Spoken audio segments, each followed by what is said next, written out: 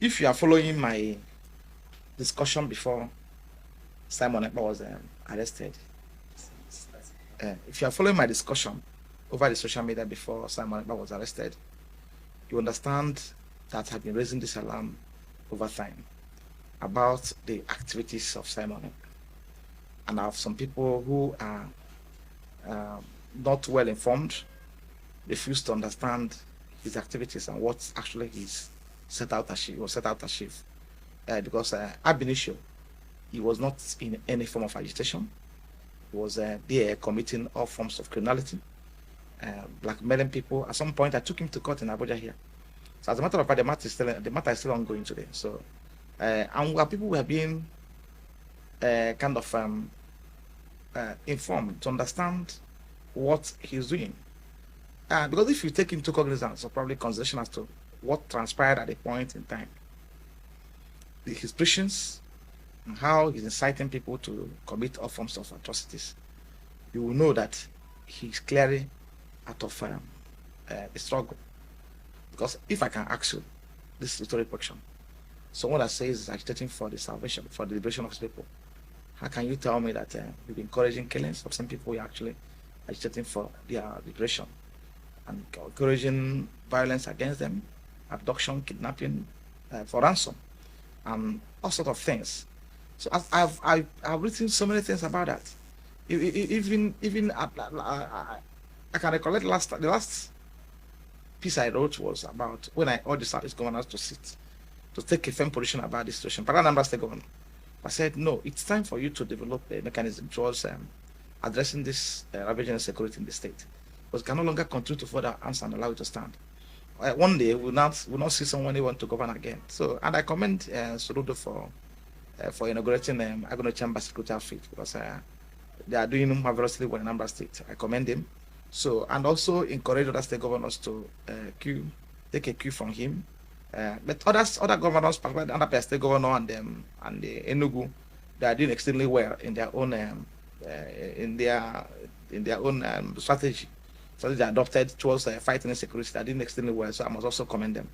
So we are aware. I'm not surprised that he will end up in the manner in which he ended up, because I know that it's a function of time. It's a function of time that the long arm of the law will catch up with him. And I thank God that he's today behind the bars, giving account of his stewardship. Of course, we know that some of this, we are not unaware of the fact that some of this money that making through these illicit activities then are being transported to him, and some is being sent to people to encourage them.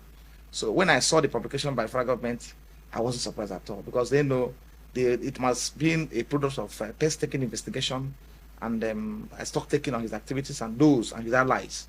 So I commend also the federal government for such a diligent job. And I believe that the Finland authority will possibly, because I understand from every indication they are still assembling facts and evidence for his possible prosecution. No, prosecution has not started. So, and they must someday give account of stewardship before a law court over there, because we lost so many people in the course of his activities. People were killed, people were abducted.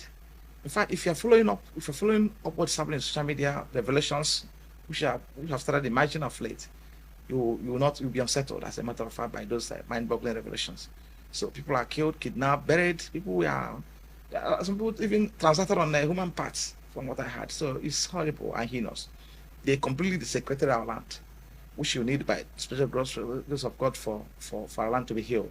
But I thank God, of course, you can see that there is relative peace. It's arresting them over there in Finland. We are enjoying relative peace in the land, across the southeast. As a matter of fact, it wasn't as serious and as pronounced as it used to be before.